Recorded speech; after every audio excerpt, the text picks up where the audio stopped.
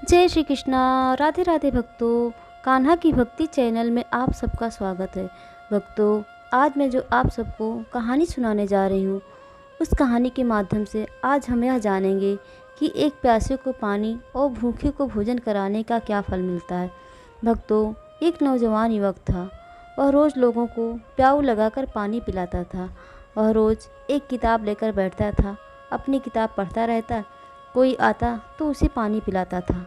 उसके प्याऊ पर रोज़ 4 लोग आते और पानी पीकर चले जाते थे। वह व्यक्ति उन चारों को रोज़ पानी पिलाता।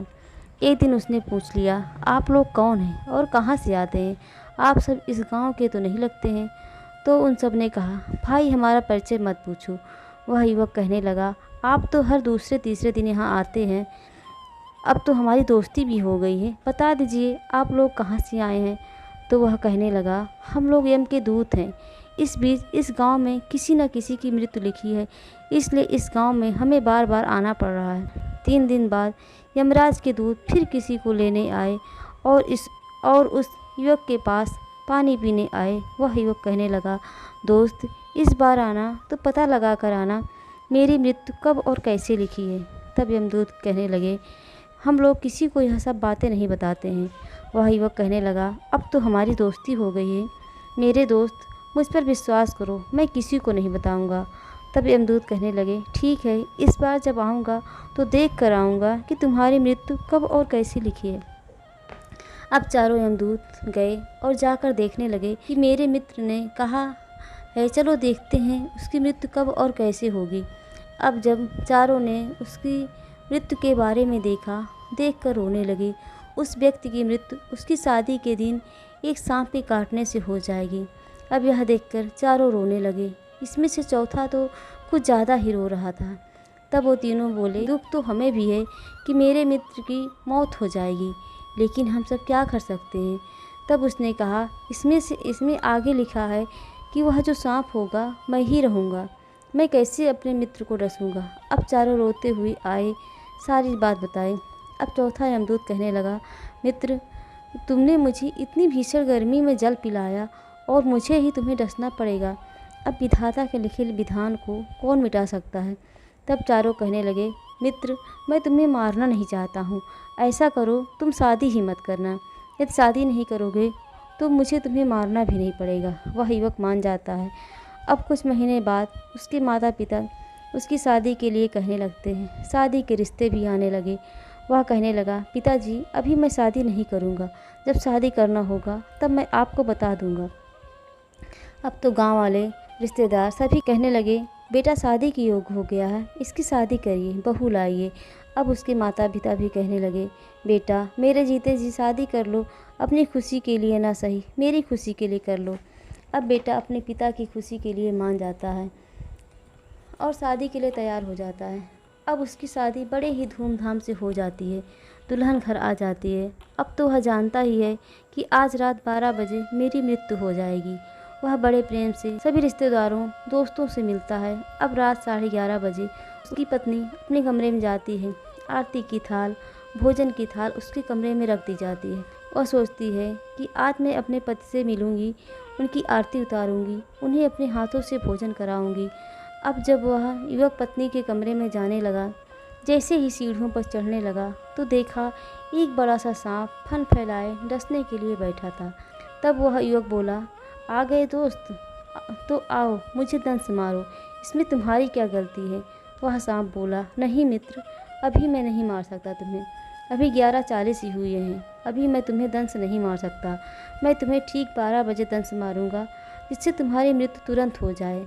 मैं तुम्हें तड़पता हुआ नहीं देख सकता दोस्त। अब यह सब बात उसकी पत्नी सुन रही थी और समझ गई। कहने लगी, हे भगवान, यह क्या होने जा रहा है। मेरे पति अपने काल से बातें कर रहे हैं, क्या मैं विधवा हो जाऊंगी। तब वह युवक अपने मित्र से कहा, चलो मित्र 15 मिनट और शेष बचा है, क्यों ना अंतिम समय में भगवान का नाम ही ले लिया जाए। अब दोनों मित्र भगवान का नाम जपने में मगन हो गए। अब इसी समय एक गरीब बूढ़े व्यक्ति के बेटी ने एक बेटे को जन्म देती है। जन्म देते ही वह कहने लगी, पिताजी मुझे बहुत तेज़ भूख लगी है, कहीं से कुछ भी खाने के लिए लेकर आइए।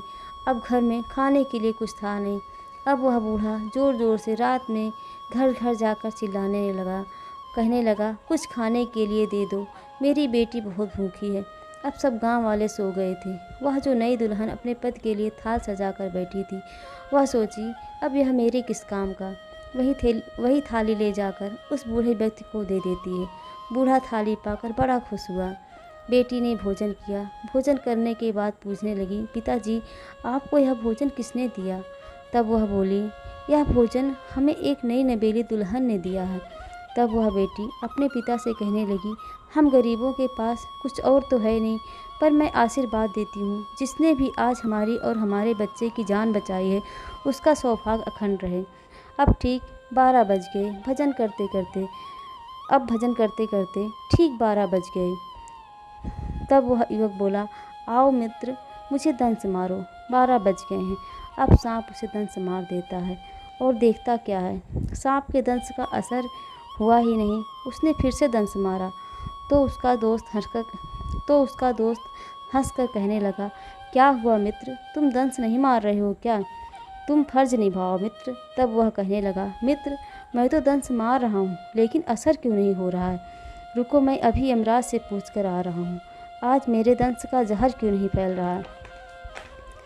तब यमराज कहने लगा, ऐसा तो नहीं हो सकता, उसकी मृत्यु आज ही लिखी थी। तब वह दोनों भगवान विष्णु के पास पहुँचे और पूछने लगे कि आज हमारे दंस का जहर उस व्यक्ति पर क्यों नहीं चढ़ रहा है? तब भगवान बोले, 12 बजने से ठीक 2 मिनट पहले उसकी मृत्यु जैसी लिखी थी वैसी होनी थी, किंतु उसकी पत्नी ने एक ज़रूरतमंद को भोजन कराकर 2 लोगों की जान बचाई। मुझे एक जान तो बचाना ही था। अब उसकी उम्र 100 वर्ष हो गई। अब तो यमदूत बहुत प्रसन्न हुआ, कहने लगा, प्रभु, चाहता तो मैं भी यही था, लेकिन मैं कर नहीं सकता था। अब जाकर बड़ी खुशी खुशी बताया कि मित्र, तुम्हारी उम्र 100 वर्ष की हो गई। तुम्हारी पत्नी ने एक ज़रूरतमंद को भोजन कराया और तुमने अंतिम समय में भगवान का नाम लिया है, उसी का फल तुम्हें मिला है। जय श्री कृष्णा। राधे राधे भक्तों।